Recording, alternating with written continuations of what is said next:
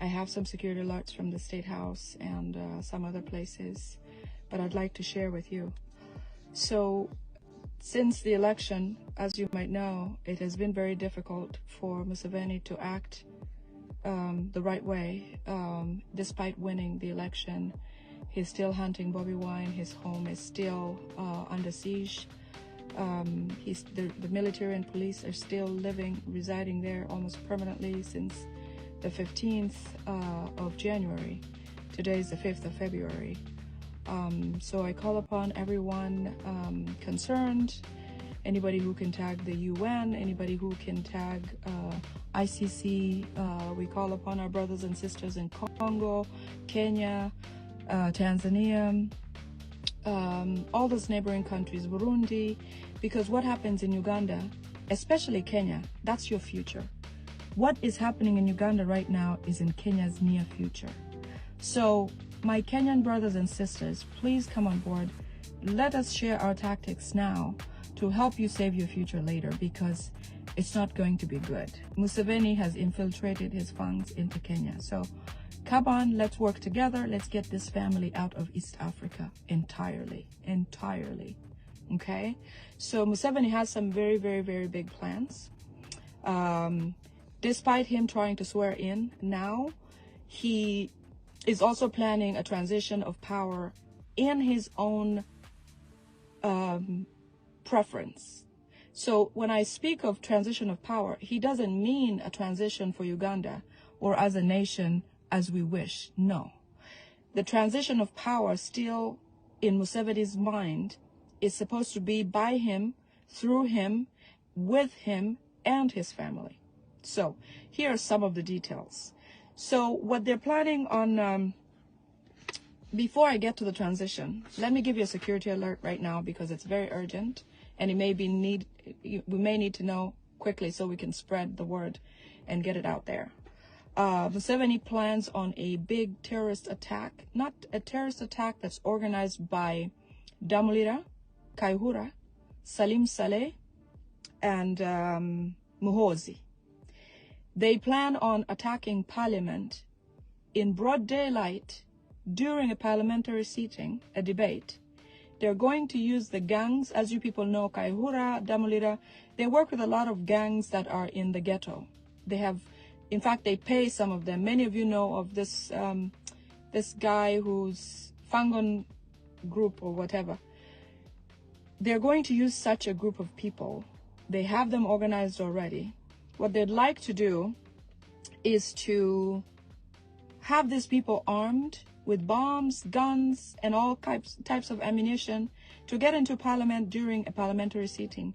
They actually want to do this while the old parliament is still sitting, because remember, many MPs that were elected this time were elected as interest MPs for Museveni. Most of them are Rwandese Kabano. You will see people like Hildeman, Dr. Hildeman. He actually won the election, but the win was given to Amelia Chambade. In Waiswa in Nakawa, Waiswa Mufumbiro won the election, but the win was given to Ruhindi. I think he has both names. I do remember when I lived in Nakawa, Ruhindi was a member of parliament then. And that was, I would say, I came to the US maybe 20 years ago. And so he's back by assignment, because remember, even in Kabano, there are actual names of people in their policies or bylaws, whatever runs the structure of the Kabano, the Rwandese community organization. They actually do have names in those books that they've written, or bylaws, that include names like Besigye. Besigye is staying in the opposition to keep Museveni relevant, to keep the opposition looking like it is real, and yet he is working alongside Museveni, so Museveni looks like he's democratic. The other person that is in there is the Ruhindi family. They are listed in the Kabano, actually. One of these days I will start over and I'll bring the history of the Kabano group. They are all over the world. They're cast everywhere. They're like a dark web. They're cast everywhere. They meet often. They decide on new routes or changes. They decide on acts. They add new people. They update things. They're now putting their future where their mouth is. Their children and grandchildren are starting to line up and take position. So they're called the Kabano in the Bahima dynasty. So let's call on CNN, Larry Madowo, anybody tag him, tag whoever you can tag, because these facts, this is going to be something that's going to happen in the near future. Okay? The attack on Parliament of Uganda today is February the 5th, 2026. Museveni and son Muhoozi, Salim Saleh, Kaihura, and Damulira are planning an attack on the Parliament of Uganda with the previous parliamentarians, the ones who exist until the new elected MPs take over, while in session during a debate, to make sure that most of those MPs are killed, especially the NRM ones, because this time Museveni has his own people that are going to help him transition, as he plans in his mind to transition into an impeachment and later on have his brother take over. Well, his brother is still not a final decision. Okay, so tag anybody you can tag, because this is vital. It is serious. It is important. It needs to be shared widely, because we do not want to lose our MPs. The MPs that will be in session probably around the time that this happens may be Ugandan MPs. So let's make sure this doesn't happen, okay? The attack on Parliament will be using ghetto gangs and rebel groups from Congo. When they do attack, these will be youths who will seem like people who elected Chagulanyi, okay? They're choosing people who look like His Excellency Chagulanyi's supporters. Remember, we are the youth, we are the young people, we are the change wanters, we are the people who are not in the system, we are the people who are not working with the government currently. So he wants to use people who look like us so that he can easily brand internationally to the Western world that indeed NUP, or National Unity Platform, does have terrorists or is made of a terrorist organization, okay? So the attack will be during a seating or a debate. It'll be a full house, okay? He wants to kill majority of NRM figures because he can easily replace them with Rundi's people. He also would like to kill and make sure that Joel Senyonyi will be in the house when this happens, because he wants Joel Senyonyi out of the picture. So be sure that when he attempts to do something like this, he could set up the drivers or the security team of Joel Senyonyi to be involved or to be part of the scheme, such that they get him there for him to perform his dirty deed. So anybody that can get this word out, let's be vigilant. We have, relatives and friends, legitimate Ugandans who are in this parliament, some duly elected, some, he may have cheated for them to win the election, but this is time for him to offload people that he does not want to continue into his future or his grandchildren or children's future. So please be vigilant. The other thing is, when these gangs and rebels or the group from the rebel group from Congo, when they come into parliament, in the middle of them causing the ruckus or doing whatever they're doing, he would like for them they're going to be chanting, people power, our power. They're going to be chanting, Chagulanyi is our president. We want our win. They're also going to say things like, we want Chagulanyi in Entebbe, Muntebe. They want their victory. And the other thing that is going to be implicating the Muslim community in Uganda, he has trained these people to say Allahu Akbar. It is, I'm not saying it right because I'm sorry if I've butchered it, but he wants them to also say Allahu Akbar, because he's implicating the two groups, Muslims in Uganda and NUP as a party, because his goal is to brand NUP a terrorist organization. What they would like to do with this event is to make sure that NUP offices will close, which I'll get to that, how that will happen. He would like the NUP offices to be closed, all of the branches all over the country, to be closed by this event. But I'll get to that. Get this. He wants to use, there will be some Muslims, obviously, because, you know, in the ghetto, we have everyone living there. Christians, Muslims, just about any youth that can be. They're in the ghetto. So he wants to use those words appropriately so that he can reference and say, you see, we told you Noop is a terrorist organization. You see, the Muslim community. Then they'll go into the Muslim community and start picking them up. Sheikh Kitty, anybody who's, you know, loud and proud and speaking about change and all of that, he's going to pick them up with the defense of what was said during the killing of parliamentarians in this event. Okay? He also would like the speaker dead. If you have heard Mao, Honorable Mao, coming up and saying, you know, I'm going to run against Speaker Anita Among, God knows Anita Among has been in Museveni's pockets. We may not even like her, but she's Ugandan. It is time for Museveni to offload somebody like Anita, because Anita has done so many dirty deeds for Museveni. Okay? So, in some faith, find it somewhere, you know, if she could get informed. I know Mao is coming to run against her. This makes total sense because somebody from these people's family has seconded Mao or told Mao a secret that Mao could possibly be the member of parliament next. Because with Mao knowing that he can edge alongside or against Anita Among, he's got to have somebody pulling his strings. And I'm suspecting that it's coming from this house, the state house that runs Uganda now, that he feels he has the boost to actually come out and do this publicly and run against Anita Among. Who knew that Anita Among would ever feel less than powerful? Okay, she has, I mean, she walks on dust, all right?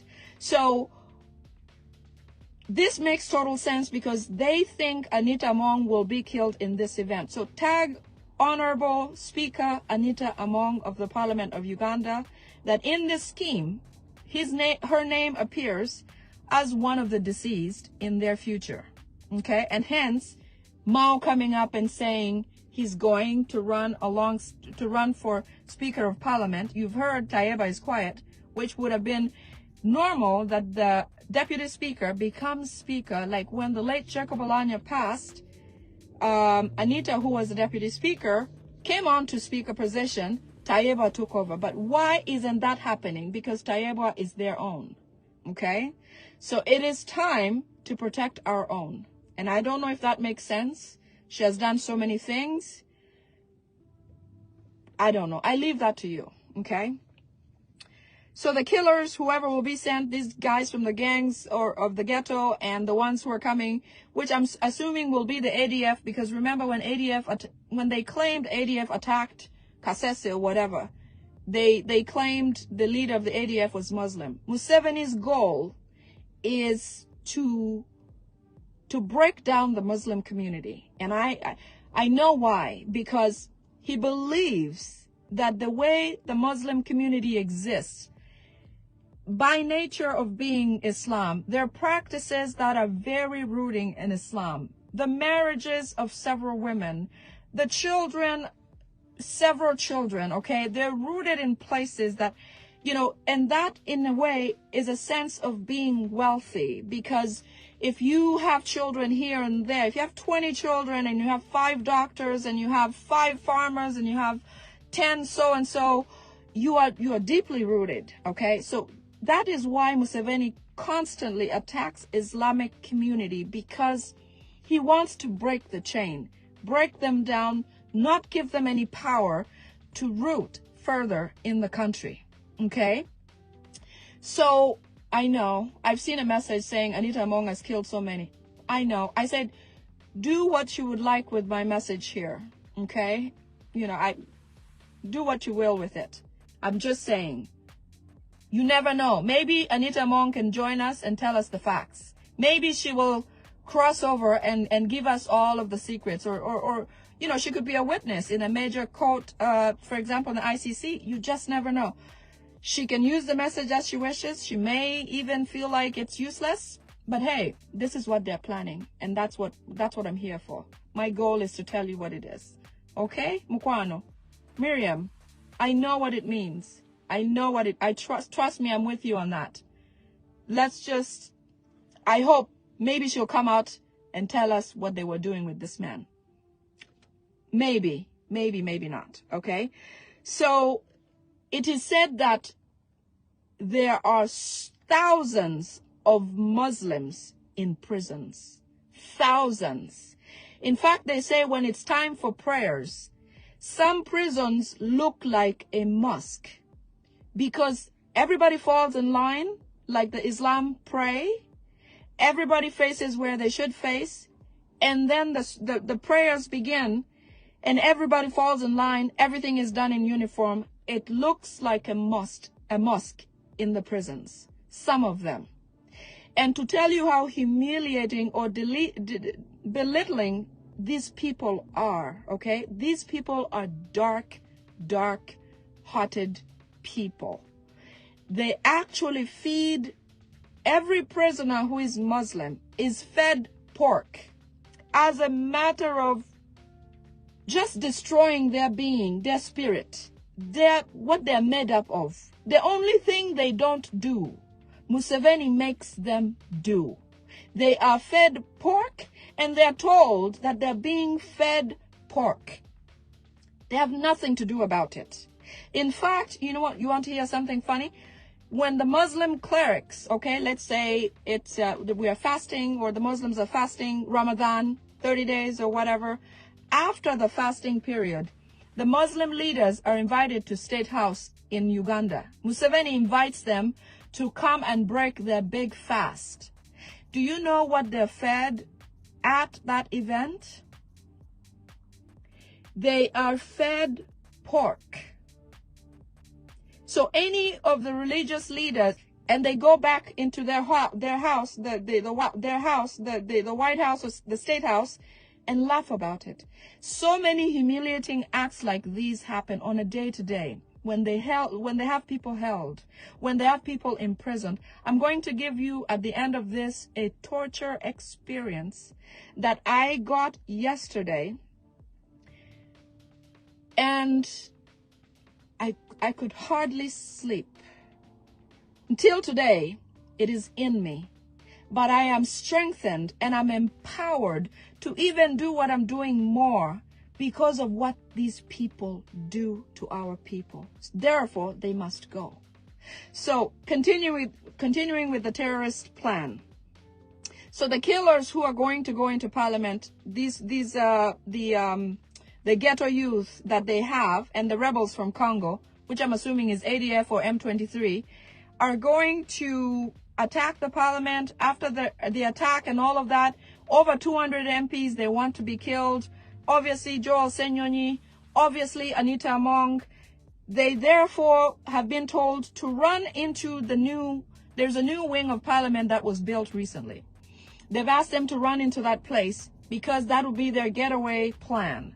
To find UPDF uniforms there that they will eventually put on, and in the scramble to rescue people here and there, those clothes are not going to be there. So essentially, these people do not know their future. So if you're watching me and you're part of the group that is going to the State House, the future they have given you about the exit plan is not true.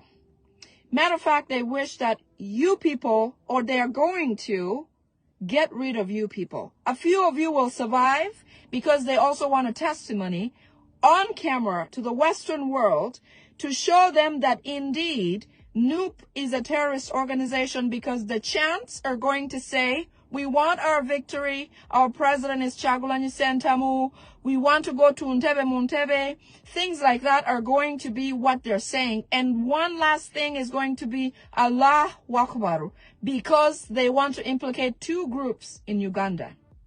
Okay? So they're not going to find their clothes. Okay? And some of them will be gotten in the getaway car. The getaway car that will remain there, that will not be used because some of them are killed, will be used to rescue members of parliament who have survived or are injured or whatever the case may be. They will arrest and kill some of the actors, the bad actors of this event. Okay? Then after that, Museveni will call a state of emergency in the country Uganda. Obviously, with such an attack, a grave attack on several legislators, he will then call a state of emergency. A national holiday will be started officially from the date of that killing. Okay? On that morning of. And they will not bury those MPs right away. The goal is to bury them in a large, a mass grave and make a site and make it a memorial site of the members of parliament of Uganda who died on this day and this period. We remember them, and he'll make it a tourist site, make it an official site where people will visit and say, oh my goodness, the rest of the world, CNN, Larry, please come and watch, Larry Madowo from Kenya, from CNN. All these things are going to be happening as they have planned them, according to them. Now, that doesn't mean, because now I've said it, they still might continue. They could continue it, or they may adjust it, or they may altogether throw it out, which I'm hoping that is thrown out, because in our parliament, that we hope something like this does not happen. But you just never know. These people are sick in their head. The things they do to people are limitless. Wait until I tell you what they do for one of the torture victims that I got to speak with, that I got information from. You'll just wait. Just wait. So once he has commemorated the area, they will gazette them and locate it and make it a tourist organization site. A tourist site, and for international media to make it official that several Ugandans were killed by Muslims and Nupe terrorist organizations. Therefore, Uganda is now in a state of emergency. The remaining killers will be assembled before court. They'll be brought to court almost daily, like they do with Nupe members or Nupe political prisoners. You see how they bring them, and then they'll say, oh, the judge went to the bathroom. We can't continue the case. The case is adjourned. Then they'll bring them again until, the next week and say, oh, something happened. We're out of printing paper or whatever. Then they're adjourned. They're taken back to prison for another month. Oh, the judge, the attorney general did not show up. The state didn't show up. Then again, just so they make it look like they're doing something. But really, they're not. They're not. The goal is to have these people seen in the media that Museveni is actually doing something, okay? It'll be a waste of time for a period of time. Then they'll sentence them. Obviously, sentencing them does not mean it is official and it's going to stick. They will be sentenced because they've been promised a life after that. They probably will get out from the back door. As you've seen, a lot of these things happen. People who you expect to be in prison are free. Those who are not supposed to be in prison are in prison. Like new political prisoners. They're not supposed to be there. They have not committed a crime. But they're in there because the dictator says so. Okay? So they'll attract a lot of media.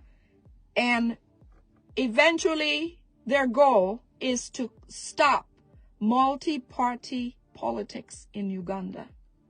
The goal of the attack on the parliament of Uganda is to brand Nupe a terrorist organization, okay?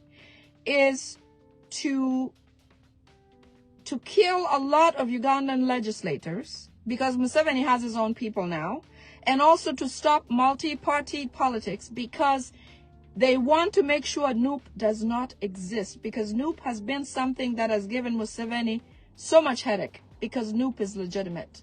When you think of the other parties, and I know a lot of people have said, I don't like FDC, or I'm not in support.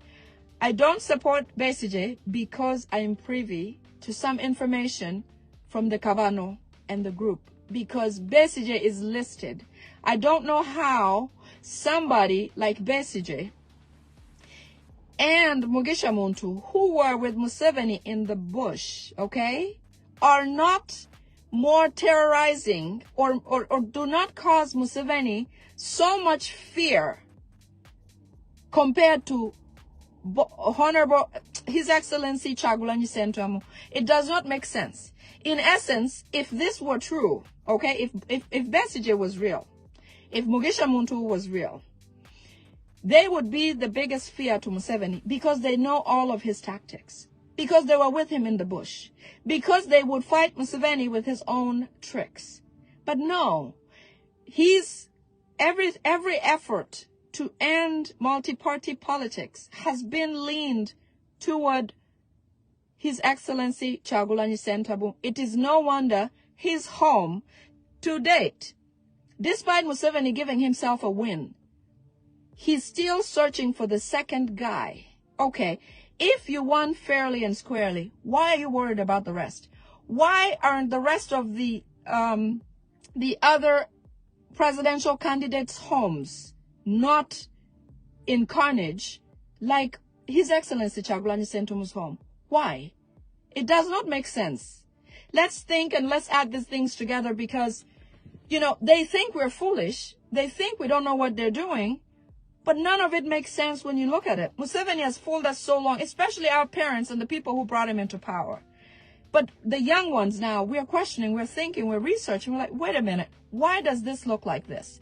How come Museveni can feel free with an opponent like Besigye, who was his doctor in the bush? Besigye, who was in the bush with him. Mugisha Muntu was in the bush with Museveni, but he poses no threat to Museveni. After losing elections, he's free. Okay, why then is Museveni chasing around His Excellency Bobi Wine? The truth is, Bobi Wine won the election by 71% of the Ugandan election that ended on the 15th. Okay, that's why he's trying to fight him. I'm going to talk about another security alert. So the security alert about the parliament attack is complete. The next one is about transition of power. According to Museveni, this is not what we think as Ugandans. It's not what we want. We want change. We want Museveni out with his family, out of Uganda. But they, as you know, the slogan says, protecting the gains. They are protecting their future, their children, their grandchildren, and great-grandchildren.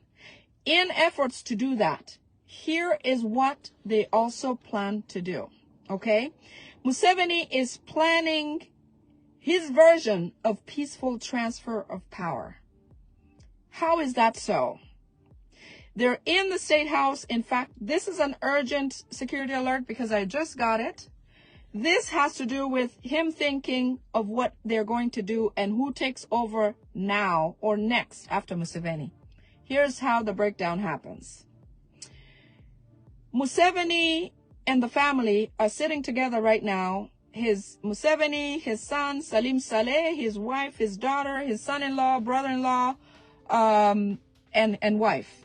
Okay? The plan is that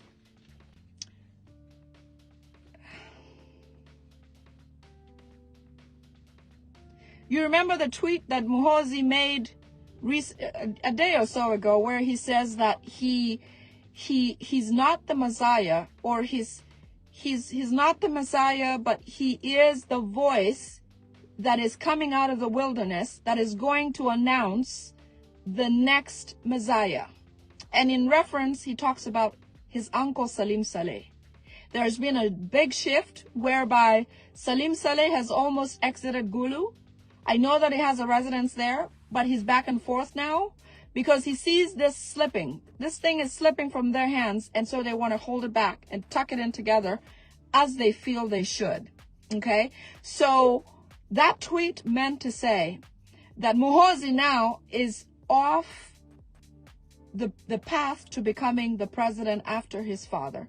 Please tag anywhere you can. Tag the ICC, tag Robert Amsterdam, tag the UN, tag anybody you can tag, because this needs to go out. They're planning a transition that will look appropriate and proper. Okay? They're planning to, the way Museveni wants to do this is, while they remain in power in the background, as they are now, Muhoozi will not be in the running to becoming the next president in 2031. That's according to them. But this has been moved even closer. They've seen that Museveni is weaker and may not handle the pressure. Museveni himself is afraid of nations like the US, like the scenario with Maduro, that may come up and pick him up. You know, he thinks Trump might show up or send somebody to go and pick him up. In the meantime, they have moved the goalpost. They've moved this to even closer a date than they had proposed for 2031.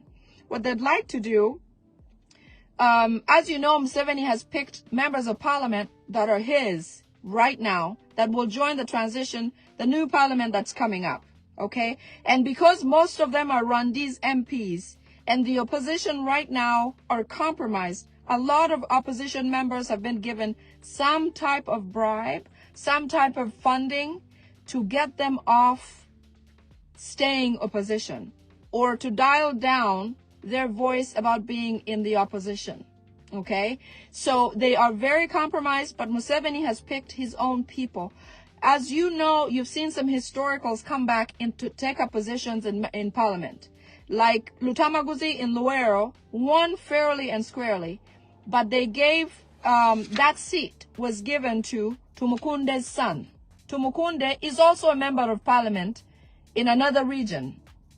Ruhindi in Nakawa is back in the game. He's now elect member of parliament, even though Waiswa Mufumbiro, who is in prison, won the election. The other person is Dr. Hildeman in Kampala. He won the election, but it was given to, what's her name? Amelia Chambade. Amelia is, all these people are Rwandese. So they're now pitching camp everywhere to secure the transition that they think they're going to get into. Okay? So what they would like to do is, when that thing happens in parliament, according to them, and, you know, the commemoration happens, multi-party politics is banned, the new parliament takes over, that's all his people. They want to make amendments in the new parliament. Listen to these amendments. They want to make all presidential elections only at parliament level. That means the grassroots will no longer elect their president. Let's just say if the parliament has, let's say, 70% the party of Museveni, or whoever that person will be at the time, whether it's Salim Saleh or whomever, that party, that parliament will always elect only the Rwandese people, because they will make the numbers. When they are more than 50, they can vote and pass anything they would like. Remember, they have already, with this event, they're going to ban multi-party politics, and also they're going to close all new offices. That will mean the opposition will be almost depleted. That means they will pass anything that they wish, especially passing bills that support them.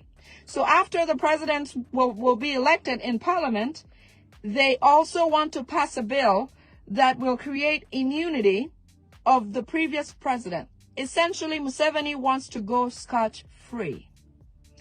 Because once it passes that the president, a sitting president, has immunity, that will mean that all the crimes Museveni committed are clean. He's back on a clean slate.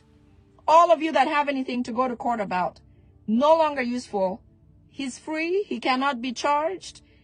He can do whatever he wants. He can be back. He can, you know, everything that he has done to that date, that impeachment goes into the files, into the books. Museveni has no crime, which we hope that will not happen.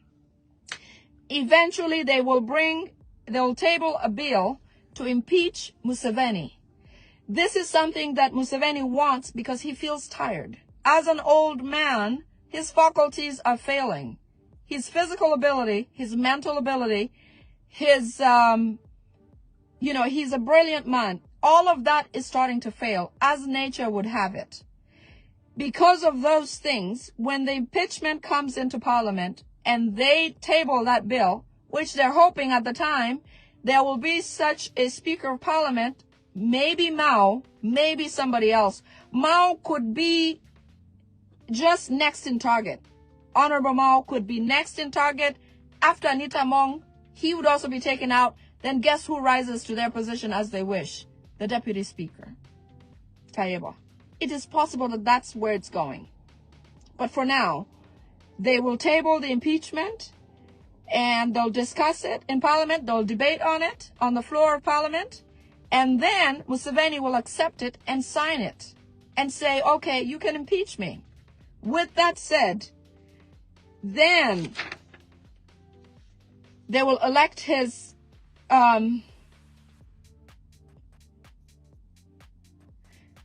with the members in Parliament who are his people. After the impeachment, they will transfer power to somebody else from his family. Now, that is what the big fight is about tonight in State House. The big fight is about who then becomes next after Museveni. The propositions are Salim Saleh, the brother of Museveni. Like I said, this is a family cabal, and they feel like it has to rotate around there. So they're proposing Salim Saleh. Obviously, that is seconded strongly by Muhoozi, who knows he doesn't have that seat anymore. The next possible person is the daughter, Natasha. And they're thinking a first female president will sound good internationally because it'll be a big change for Uganda. And it will help, sort of block focus on Ugandan politics, block focus on Museveni, hopefully cause a lot of the international community to say, oh my goodness, look, Uganda has a female president. Lots of women or supporters of female presidents, those non-governmental organizations will say, look what they've done. This is great. That country finally, after a dictator, has their first female president.